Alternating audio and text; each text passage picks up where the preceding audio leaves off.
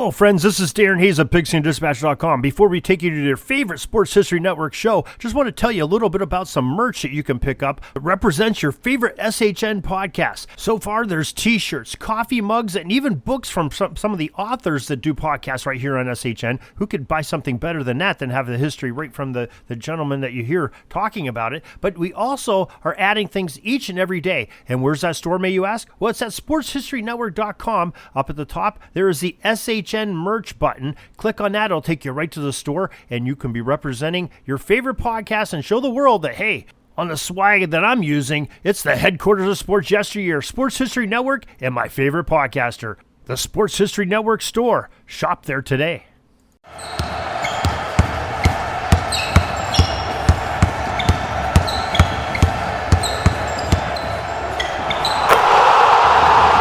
This is Basketball History 101 with Rick Loayza.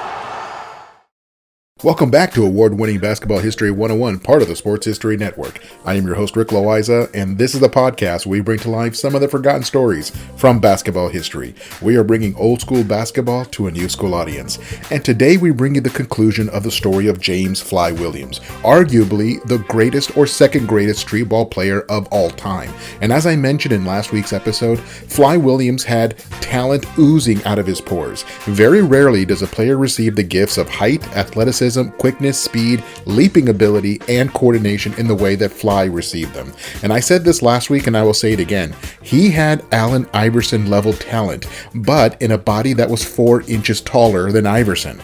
Now, when we left off last week at the end of Fly's sophomore year or second year at Austin Peay State University, now we're going to get back into the rest of his story. Now, those that had influence on him convinced him that he needed to leave college early and declare himself eligible for the 1974 NBA draft. Now, back then, the rule said that a player could not enter the NBA draft until his class graduated from college. For Fly, that would mean waiting until 1976, which was still 2 years away.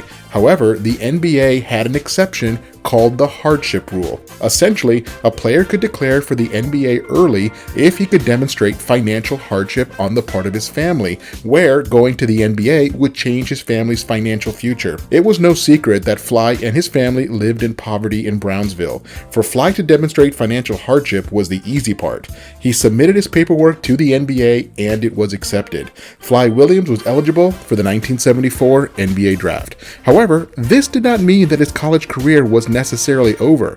A player who has declared eligibility under the hardship rule could still withdraw his name from the draft and return to college. Occasionally this did happen, but Fly was the Ohio Valley Conference Player of the Year. This would be a sure sign that he was ready for the NBA draft. Now, this is where Rodney Parker re-enters the story. In last week's episode, I shared how Rodney Parker was an influential person in the Brownsville neighborhood of Brooklyn.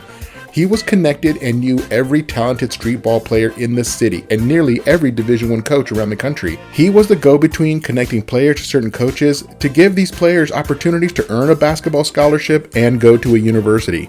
Parker was aware of Fly making himself eligible for the NBA draft, and Parker wanted to get back into Fly's inner circle like he used to be. Now, this is the part of the story where Fly miscalculated the impact of his decisions and basically painted himself into a corner. Parker was in steady contact with Lake Kelly, who was Fly's head coach at Austin Peay.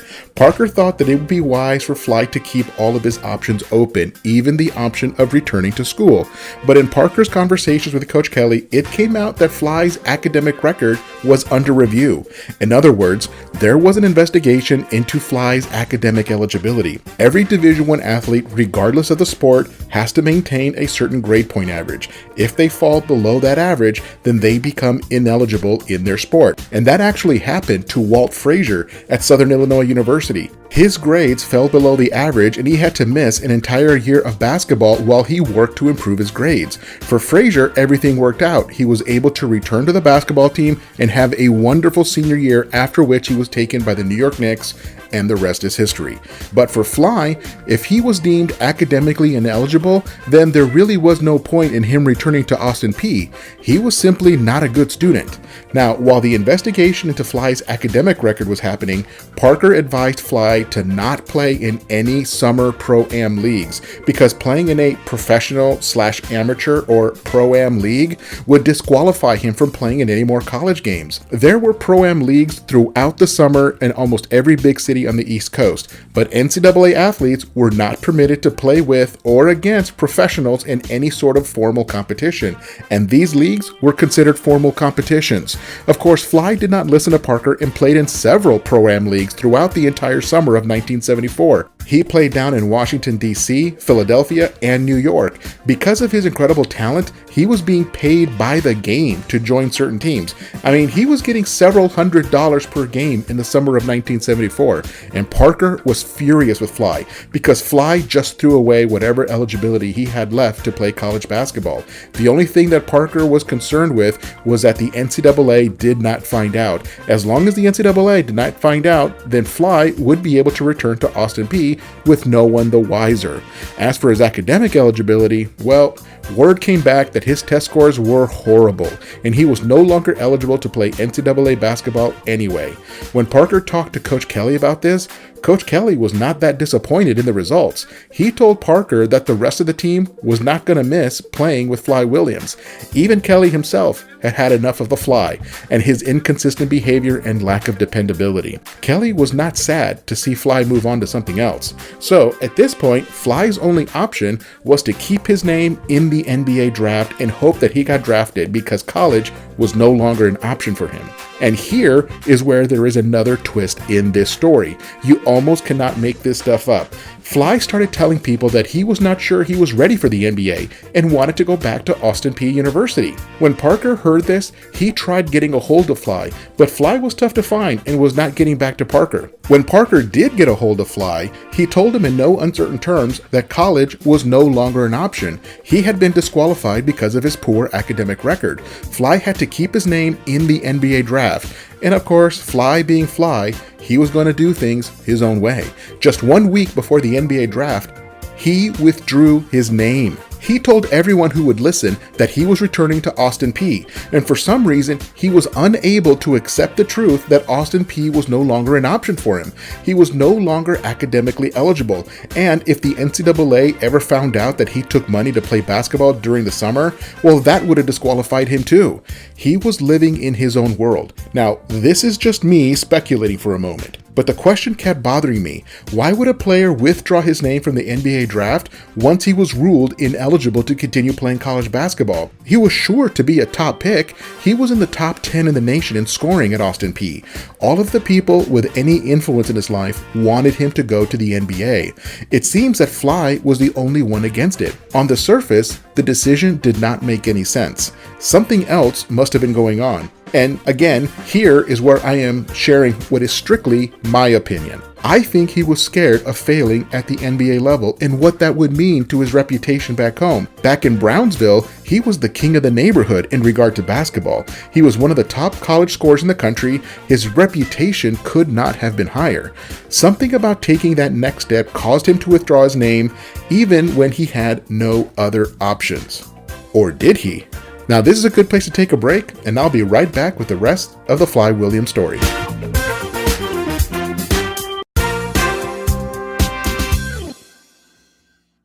This podcast is part of the Sports History Network, your headquarters for the yesteryear of your favorite sport. You can learn more at sportshistorynetwork.com. At the Sports History Network, we're all about sports yesteryear, and so we're so pleased to introduce you to Row One, an online memorabilia gallery and shop that brings your sports history to life anywhere. The Row One gallery includes over 5,200 gorgeously reproduced prints of team posters, game program covers, game tickets, advertisements, and more in baseball, pro and college football, pro and college basketball, and more. And any gallery item may be printed in a variety of sizes on wood, metal, canvas, acrylic, or poster paper. And in Row One shop, check out the thousands more of unique unique items with a retro and historical designs dating back to 1876, including t-shirts, long-sleeve shirts, phone cases, mugs, blankets, pillows, towels, and even shower curtains. Go to sportshistorynetwork.com, ROW number 1, for access to the full Row 1 catalog and for gallery prints and gift items, plus get a 15% discount off all prints on the Row 1 Pictorium Gallery with coupon code SHN15. Follow the link on the show notes.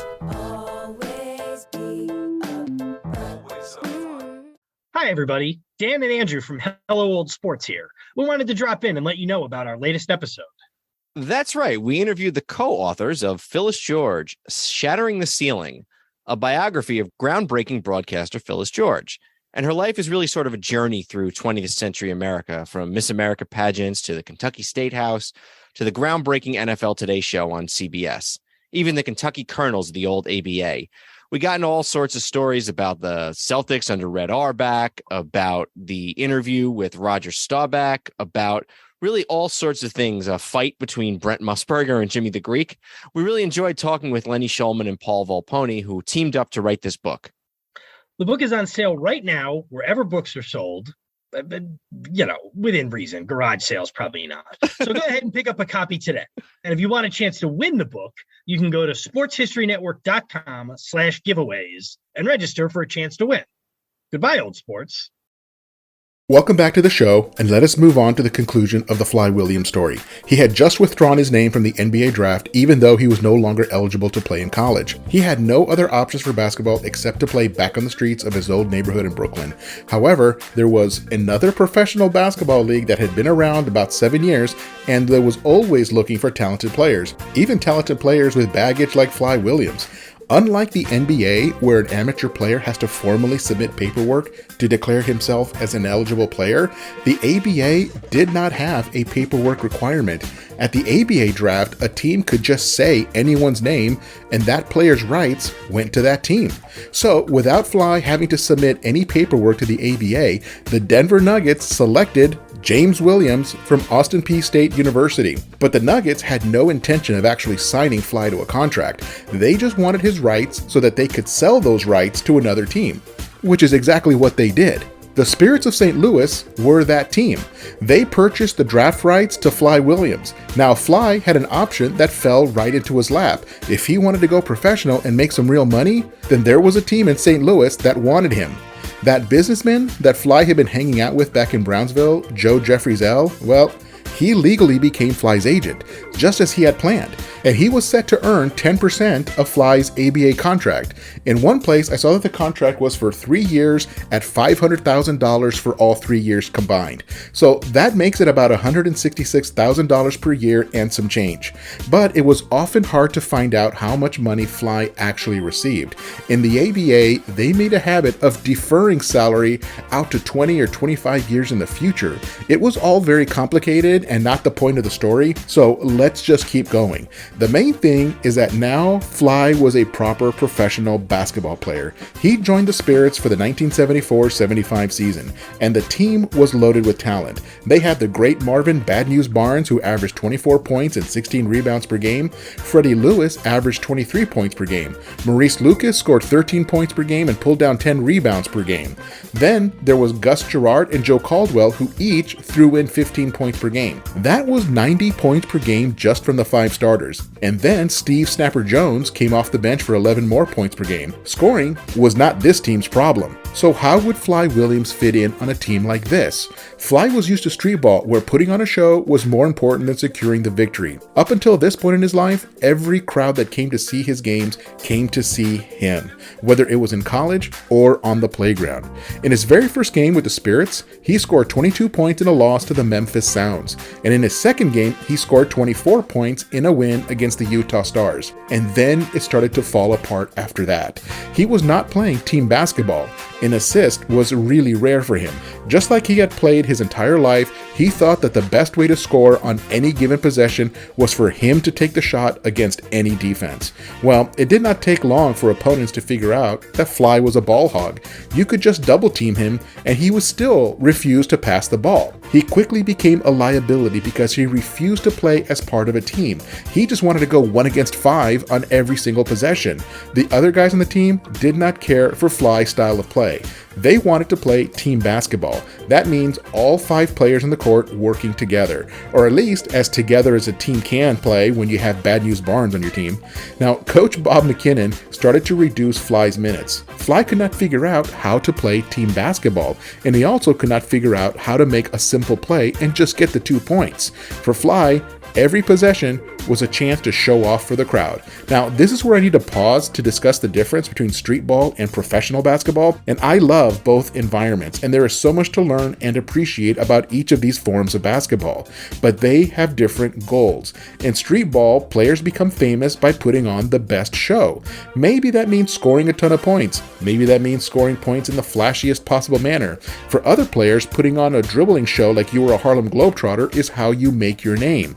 But whatever the way a player makes a name for himself, it is all individually motivated. The final score does not matter as much as being remembered by the crowd. Now, I'm not saying that winning doesn't matter at all.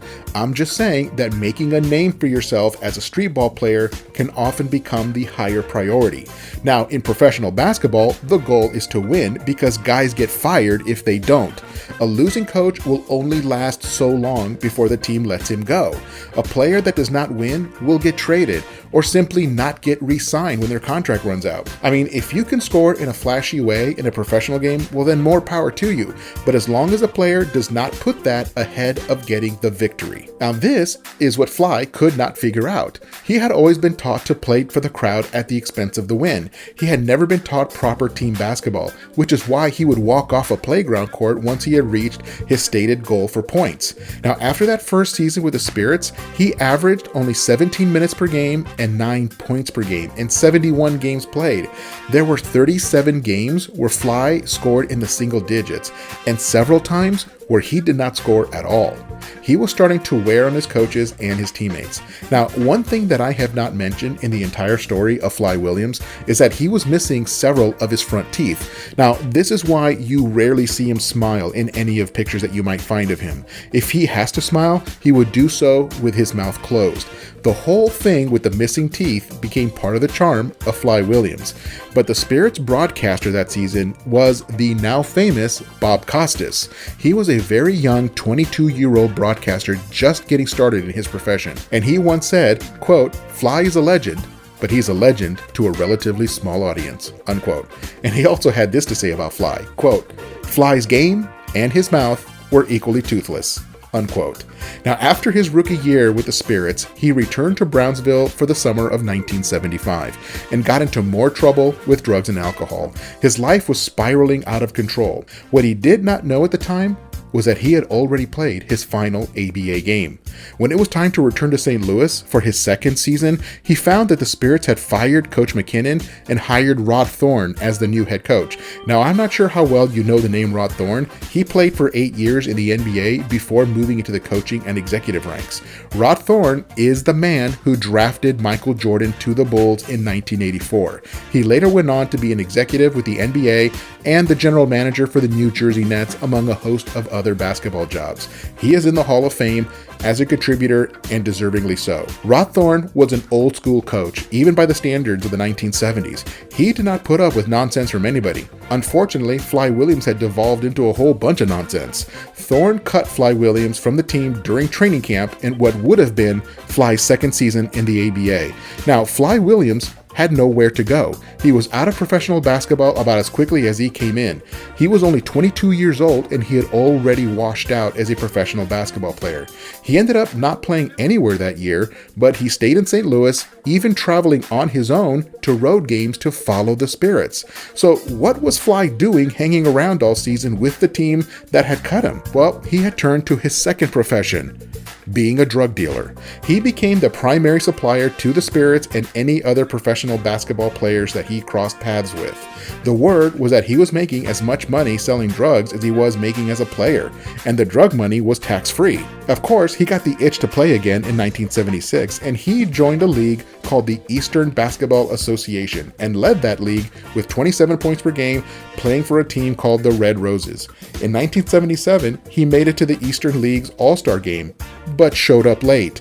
He did not get there until the middle of the third quarter, citing a flat tire. After 1977, he was out of that league too. The guy was only 24 years old and he had already been cut from 2 different leagues. I mean, technically, he was drafted by the Philadelphia 76ers in the 9th round of the 1976 draft, but that was just a lark. Fly Williams was in no shape to actually play in the NBA. Drugs and alcohol were already taking their toll on his life and on his game. If you are familiar with the movie Semi-Pro, then you are familiar with the scene where Will Ferrell's character Jackie Moon wrestles a bear at the halftime of an ABA game. Well, Fly Williams did that for real. In 1978, he entered the ring with a 600-pound bear named Victor as part of an ABA halftime act. Long story short, the bear won. Now this is where the Fly Williams story turns really sad. With his basketball career over, he ended up in and out of jail for various drug charges. When he was not in jail, he liked to try to speak to youth groups about the dangers of drugs and alcohol. So I will give him credit for that. But it was definitely a do as I say and not as I do situation. Inevitably, he found himself behind bars again and again. And when he was in his 30s, he was part of a robbery and got shot through the lung by an off-duty police officer who jumped in to stop the crime in progress. Fly recovered in a local hospital and then went to jail again. Now, having a bullet go through his lung ended his street ball career. He had respiratory issues ever since. Now, even worse, he was arrested in 2017 as the ringleader of a multi-million-dollar heroin operation. His son and his stepson also were arrested with him, and all 3 are now in jail. He is scheduled to be released sometime in the year 2026, when he will be 74 years old. The guy had the potential and talent that others would kill for. He was considered by some to be the second best street ball player of all time, right after Earl the Goat Manigault. But for now, he is just inmate number 18A2578 in the New York Department of Corrections. Like I said at the beginning of part 1 of this episode, it was bad decisions combined with some bad luck. But we can still appreciate what he brought to the court as a player, because when he was on, he was practically unstoppable. Well, that does it for today. That is the James Fly Williams story. Join us next time when we share the story of the widening of the lane in the NBA. It was widened twice, once for George Mikan and then again for Wilt Chamberlain. That's next time on Basketball History 101, part of the Sports History Network, the headquarters of Sports Yesteryear. Go to sportshistorynetwork.com to find out more about this and other sports history podcasts. If you like what you hear, please hit that subscribe button wherever you get your podcasts. And check out our page on Facebook. It's called Basketball History 101 Podcast. There you will find shorter historical posts as well as comments and discussion starters on today's game. I'll also announce there when new episodes come out. I want to thank my producer and editor, Jacob Loayza. Join us each week as we continue to mine the history of basketball for more great stories from the past. Take care, and see you soon.